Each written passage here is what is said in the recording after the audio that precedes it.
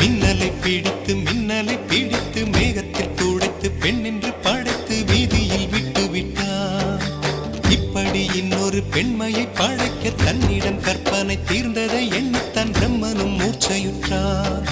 அவளின் நாசிக்குள் நுழைந்த காற்று உயிரை தடவி திரும்பும் போது மோட்சம் அடைந்து ராகங்கள் ஆகின்றதே.